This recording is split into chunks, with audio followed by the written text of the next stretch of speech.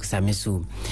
Idan mu soma da labaran mu dangane da ajandar Prime Minister, inda ranar jiya ne Prime Minister shugaban gwamnatin majalisar keton kasa CNSP Ali Muhammad Lamin Zain ya isa a birnin Riyadh na kasar Saudiya,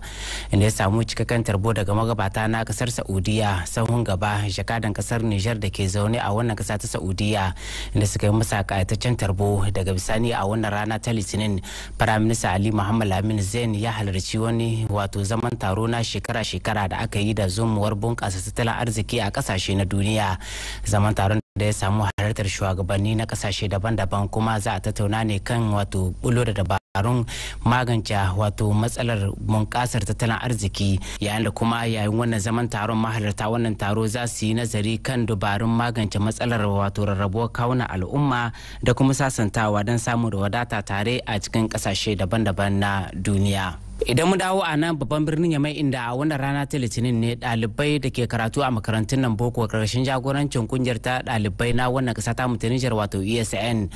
a wannan rana ne kafatanin su suka fito a cikin jihohi 8 na wannan kasa ta Niger da zumar gudanar da jerin gwano na lumana tare da gudanar da taron gangami. Kamar ko ina a cikin jihohi 8 na wannan kasa ta Niger, a nan babban birnin Yamai ɗaliban su kasance ne a nan dandalin fahimtar juna